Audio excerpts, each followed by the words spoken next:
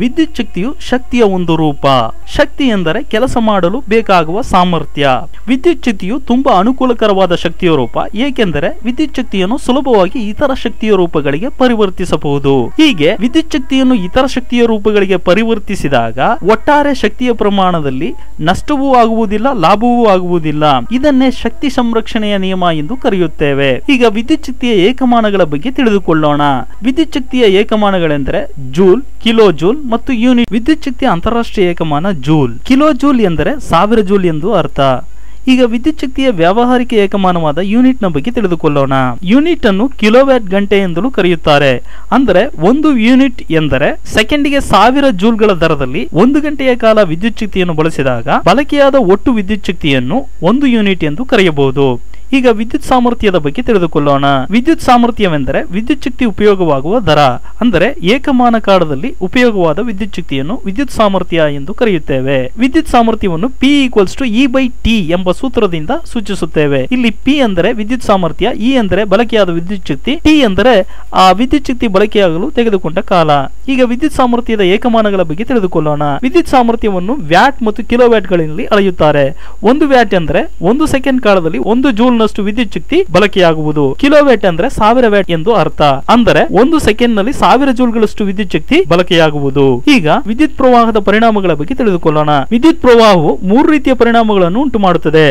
ಅವುಗಳೆಂದರೆ ಕಾಂತೀಯ ಪರಿಣಾಮ, ರಾಸಾಯನಿಕ ಪರಿಣಾಮ ಮತ್ತು ಉಷ್ಣೋತ್ಪನ್ನ ಪರಿಣಾಮ. ವಿದ್ಯುತ್ ಪ್ರವಾಹದ ಕಾಂತೀಯ ಪರಿಣಾಮವನ್ನು ಮೊದಲು ಪತ್ತೆ ಮಾಡಿದವನು ಹೆನ್ರಿ ಕ್ರಿಶ್ಚಿಯನ್ ವಯರ್ಸ್ಟೆಡ್ ಎಂಬ ವಿಜ್ಞಾನಿ. ಅಂದರೆ ತಂತಿಯಲ್ಲಿ ವಿದ್ಯುತ್ ಹರಿದಾಗ ತಂತಿಯ ಸುತ್ತಲೂ ಕಾಂತಕ್ಷೇತ್ರ ಏರ್ಪಡುತ್ತದೆ. ಅಂದರೆ ಕಾಂತತ್ವ ಮತ್ತು ವಿದ್ಯುತ್ ಶಕ್ತಿ ಜೊತೆಗೇ ಇರುತ್ತವೆ. ಇದನ್ನು ವಿದ್ಯುತ್ ಪ್ರವಾಹದ ಕಾಂತೀಯ ಪರಿಣಾಮ ಎನ್ನುತ್ತೇವೆ. ಈಗ ವಿದ್ಯುತ್ ಪ್ರವಾಹದ ರಾಸಾಯನಿಕ ಪರಿಣಾಮದ ಬಗ್ಗೆ ತಿಳಿದುಕೊಳ್ಳೋಣ.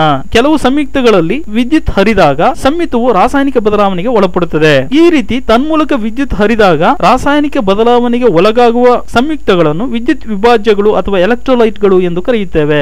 ಎಲೆಕ್ಟ್ರೋಲೈಟ್ ಗಳಿಗೆ ಉದಾಹರಣೆ ಎಂದರೆ NaCl ಅಂದ್ರೆ ಅಡಿಗೆ ಉಪ್ಪು, ಸಕ್ಕರೆ, ಹರಳೆಣ್ಣೆ ಇತ್ಯಾದಿ. ಈಗ ವಿದ್ಯುತ್ ಪ್ರವಾಹದ ಉಷ್ಣೋತ್ಪನ್ನ ಪರಿಣಾಮದ ಬಗ್ಗೆ ತಿಳಿದುಕೊಳ್ಳೋಣ. ತಂತಿಯಲ್ಲಿ ವಿದ್ಯುತ್ ಹರಿದಾಗ ಸ್ವಲ್ಪ ಪ್ರಮಾಣದ ವಿದ್ಯುತ್ ಶಕ್ತಿಯು ಉಷ್ಣವಾಗಿ ಪರಿವರ್ತನೆಯಾಗುತ್ತದೆ.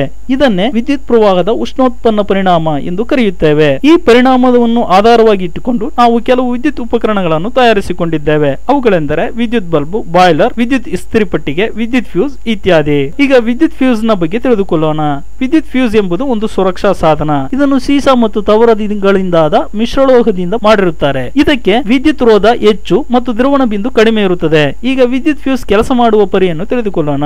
ವಿದ್ಯುತ್ ಫ್ಯೂಸ್ ಅನ್ನು ವಿದ್ಯುತ್ ಮಂಡಲದ ಆರಂಭದಲ್ಲಿ ಜೋಡಿಸಿರುತ್ತಾರೆ. ಯಾವುದಾದರೂ ಕಾರಣಗಳಿಂದ ವಿದ್ಯುತ್ ಮಂಡಲಕ್ಕೆ ನಿಗದಿತ ಪ್ರಮಾಣಕ್ಕಿಂತ ಅಧಿಕ ವಿದ್ಯುತ್ ಹರಿದು ಬಂದಾಗ ವಿದ್ಯುತ್ ಮಂಡಲದಲ್ಲಿ ಜೋಡಿಸಿರುವ ವಿದ್ಯುತ್ ಉಪಕರಣಗಳಿಗೆ ಹಾನಿಯಾಗುವ ಸಂಭವ ಉಂಟು. ನಿಗದಿತ ಪ್ರಮಾಣಕ್ಕಿಂತ ಅಧಿಕ ವಿದ್ಯುತ್ ಹರಿದು ಬಂದಾಗ ಅತಿ ರೋಧವಿರುವ ಮತ್ತು ದ್ರವಣ ಬಿಂದು ಕಡಿಮೆ ಇರುವ ವಿದ್ಯುತ್ ಫ್ಯೂಸ್ ದ್ರವಿಸಿ ವಿದ್ಯುತ್ ಪ್ರವಾಹ ಕಡಿದು ಹಾಕಲ್ಪಡುತ್ತದೆ. ಆದುದರಿಂದಲೇ ವಿದ್ಯುತ್ ಫ್ಯೂಸ್ ಅನ್ನು ಒಂದು ಸುರಕ್ಷಾ ಸಾಧನ ಎನ್ನುವುದು. ಈಗ ವಿದ್ಯುತ್ ಶಕ್ತಿಯ ಆಕಾರಗಳ ಬಗ್ಗೆ ತಿಳಿದುಕೊಳ್ಳೋಣ. ವಿದ್ಯುತ್ ಶಕ್ತಿಯ ಪ್ರಮುಖ ಆಕಾರಗಳು ಗಾಳಿ, ನೀರು, ಸೌರಶಕ್ತಿ ಮತ್ತು ರಾಸಾಯನಿಕ ಶಕ್ತಿಯಾಗಿವೆ. ಗಾಳಿ, ನೀರುಗಳ ಚಲನ ಶಕ್ತಿಯನ್ನು ಬಳಸಿ ವಿದ್ಯುತ್ ಜನಕವನ್ನು ಚಾಲಿಸಿ ವಿದ್ಯುತ್ ಶಕ್ತಿಯನ್ನು ಪಡೆಯಬಹುದು. ಸೌರಕೋಶಗಳ ಸಹಾಯದಿಂದ ಸೌರಶಕ್ತಿಯನ್ನು ವಿದ್ಯುತ್ ಶಕ್ತಿಯನ್ನಾಗಿ ಮಾರ್ಪಡಿಸಬಹುದು. ವಿದ್ಯುತ್ ಕೋಶ ಮತ್ತು ಶುಷ್ಕ ಕೋಶಗಳ ಸಹಾಯದಿಂದ ರಾಸಾಯನಿಕ ಶಕ್ತಿಯನ್ನು ವಿದ್ಯುತ್ ಶಕ್ತಿಯನ್ನಾಗಿ ಪರಿವರ್ತಿಸಿ ಬಳಸಬಹುದು. ಧನ್ಯವಾದಗಳು.